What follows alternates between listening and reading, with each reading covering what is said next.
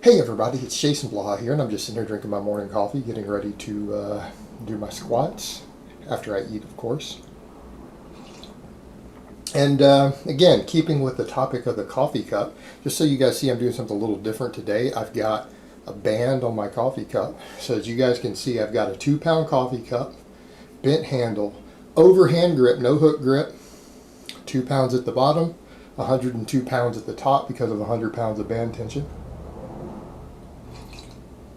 So I think it's fair to say that my coffee cup lifts are getting pretty serious. All right, let's talk about what supplements actually work, because people give me a hard time with that. You're like, you're so anti-supplement. You harp on the supplement industry. I do, because 95% of the stuff they sell doesn't do anything. It has no benefit outside of placebo. And even that includes pre-workouts. And here's where I agree with stuff like, even remember Muscle Metrics before his channel got deleted? He sold a pre-workout and he admitted this pre-workout's probably not going to help you gain muscle, not going to help you gain strength, because the only study done on craze, a long-term study, showed it didn't work. Pre-workouts don't help you in any way other than helping you feel stemmed out. And that's what he said, is for people who want to feel stemmed out. That's all they do. They don't have any actual benefits beyond that. And you can argue about it till you're blue in the face, but the data shows it. It's in the data. People who take pre-workouts do not gain muscle or strength faster than people who don't. And it's not because they're not working hard in the studies. The studies are done where they've actually used the university strength and conditioning coaches to write them periodized programs, and they have a registered dietitian do their meal plans. So these people are people who are given good training and good diets. If you do both those things, you don't benefit from a pre-workout at all. All they ultimately do is lead to burnout and reduced recovery. And that's pretty much my opinion of them. But they're there to get you high, and some people enjoy that. You know what? Some people enjoy smoking weed. Some people enjoy doing coke. But none of that's going to help you build muscle or strength. And it's the same with pre-workouts. People are doing them because they like feeling stemmed out. That's it. There's no actual benefit to it in terms of your training goals. So which supplements work? It's only 4 of them that I can name off the top of my head. And you're going to find more experts. Even guys like Dr. Helms started dropping supplements out, saying, look, I don't support these anymore. Tons of stuff has been dropped out by people who are looking at the data, who are experts and coaches and athletes themselves. They're looking at it, who really know what they're looking at. Unless they have a financial stake in the game, they're not even recommending a lot of these other things. 4 things that work. And I'm going to explain why they work and why they don't in some cases. Protein powder, creatine, vitamin D3, fish oil. That's it. If you're taking anything beyond that, there's probably something wrong, seriously wrong in your diet that you're trying to correct, because you're following some bizarre diet, a deficient diet, whatever else. Anything that you take that seems to benefit beyond those is going to be placebo. And in fact, if you notice a difference, you'll look at how these things work when they're studied. If you notice a difference, it's probably placebo, not even the supplement helping, because the differences they make are so small that it shouldn't really be noticeable to you without sophisticated tracking equipment. So if you see a difference, you feel different, anything else, it is probably placebo. It's in your head. So the whole thing with protein, and I grudgingly say protein, and the reason I say that is because people always talk about the convenience factor. I think that's arguable. Now, I'll say protein works. Do you know why? Because it's protein. Whey protein, whatever form, caseinate, all these things, they're just protein. And yes, you need protein in your diet. And consuming large amounts of protein can be helpful with fat loss. Consuming significant amounts of protein can be helpful with muscle gains, recovery, connective tissue recovery. I mean, that's a whole nother one. As we get older, increasing your protein intake can help with your connective tissue. Like for me at 41, I eat a fair amount of protein, not because I think it's going to help me build more muscle. I don't think eating more than 150 grams a day is going to help. But it will help with things like connective tissue recovery, things like that. It can help with satiety. There are benefits to it, but there's a certain threshold. And here's the point.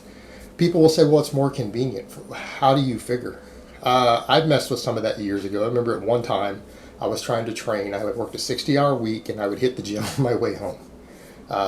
Monday through Friday, I was training 5 days a week after working 12 hours at a corporate job. I found that protein shakes weren't convenient at all working a 12-hour job. I had access to a refrigerator. I had no trouble getting 3 servings of protein every day, of 50, 60 grams or more, 3 times a day, and even a little bit more right before bed, while working a 12-hour shift and going to the gym. with an hour lunch break. So, I mean, that's pretty much your whole day taken up right there. You don't have time for much else if you're going to sleep. And here's what I found. I could eat breakfast and have protein in it. I could eat lunch, whether I took my lunch or I went out to eat. I had a refrigerator at work. You put food in there, or you go out to eat. You get protein either way. Go to the gym. Well, you could eat something on the way to the gym. You can take some extra food with you. You can eat a meal as soon as you get done training. You need another meal right before bed. All right, that's 4 big servings of protein. You eat 50 grams on each one of those, you can get 200 grams, no problem. People say, well, protein shakes are convenient. I found them not to be. Because you got to mix them, and then you get stuck with this stinky container that you have to deal with later. All right, protein powder, when it's been used and you let it sit in some container after you drink it for 6 hours, you've either got to wash the container at work,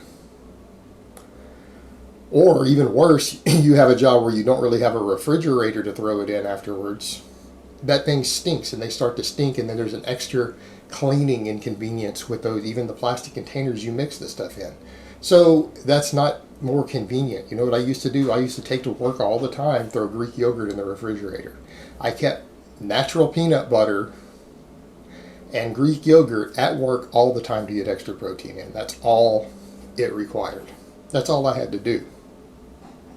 There's no extra cleaning. Those are things you can eat right out of the container with a plastic spoon and throw the spoon away if you want, if you got those at work. Or you can bring a metal spoon. But you see the point. There's no need for those things. You can keep that stuff at work. And some people say, well, I don't have access to a refrigerator. Well, most jobs do. And even if you don't, again, you can probably go out and eat something for lunch every day. You can go through and grab a sandwich with a bunch of chicken breasts on it. It's just not that difficult. So when people talk about the convenience factor, I don't get it. It really isn't there, because the mixing of it and keeping it around is annoying.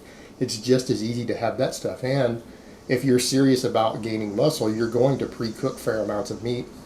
You're always going to have a lean protein around, because you're going to tend to pre-cook it 4 or 5 pounds at a time, if not more. And that's just normal. That's normal for people who train hard.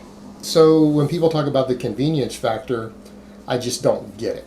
But does it work? Sure, it works just as well as Greek yogurt or steak or chicken does. So it works. It's not that convenient, though. I disagree with the convenience. I just don't see it as someone who has had a really busy lifestyle while training. And at the time, yeah, I was squatting over 500 pounds while still working that job. On a good day, I was benching high 300s. I think I'd hit 400 once again at that point. This was a long time ago. It's actually shortly after I come off all the gear years ago. I was like 29, 30 years old.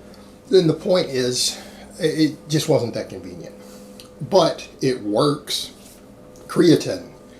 Plenty of studies show that 60% of people gain muscle and strength in small amounts from creatine. 30 to 40% of people do not experience benefits from supplementing creatine. So when we look at it from that perspective, does it work? Sure. It seems to help a little bit for a lot of people. Not a big deal, right? Okay, it does seem to work. A supplement that actually works. But vitamin D3. Yeah, vitamin D3 works, and depending upon your skin tone, the climate you live in, it might be necessary for ideal health. But the problem we have, though, with the mega dosing a lot of people do, it's not considered to be toxic. There is emerging data, at least a study done this year that I've seen, for example, that taking too much D3 can negatively affect potentially your lipid profile. So, we get into a debate there, but ultimately it's not as big of a deal as a lot of others, because why? Most foods are fortified with it. They're fortified with it. I'm not doing an outtake, guys. I'm finishing this video. I don't care if they're doing lawn work over there. We're going to deal with it. People always say, why don't you do outtakes? Because it just involves me cussing at the lawnmowers and leaf blowers. They shouldn't even be out this early. It's like 7:30 in the morning.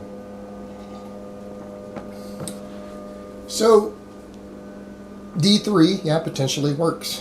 Depending on the climate you live in, what your skin tone is, probably not a bad idea, beneficial supplement. But it's fortified in so many foods today because of that you may not need to supplement it.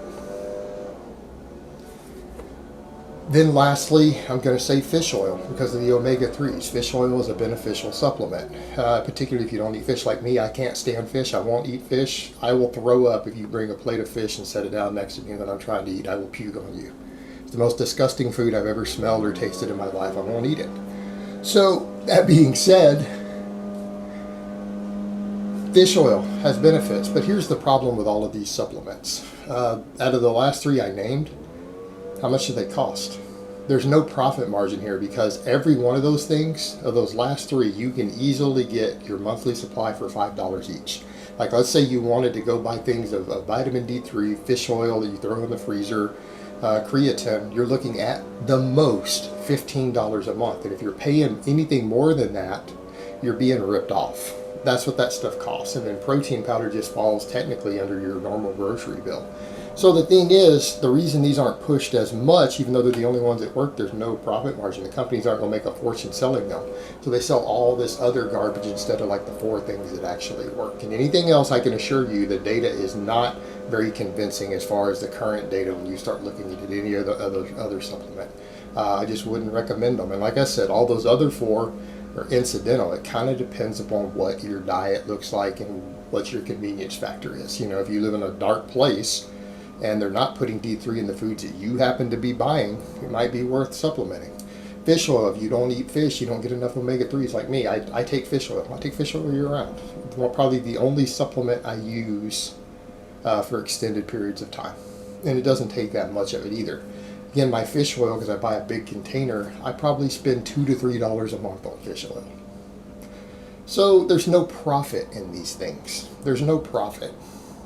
Unless you're a big company producing millions and millions and millions of units of these. So for smaller companies, people who run YouTube channels, a lot of these other big supplement companies, they can't really earn their livelihood off these things because the competition already dictates that bigger companies that supply big grocery stores and everything else already produce these at such a low cost that it's hard for these other companies to make a profit on it. So they just sell you other garbage. It doesn't work. And I'll be honest, if you're taking anything beyond those four, and you've got to be in certain circumstances to really benefit from all four, you're probably being ripped off. You're probably wasting your money. You're wasting your time with stuff that doesn't work.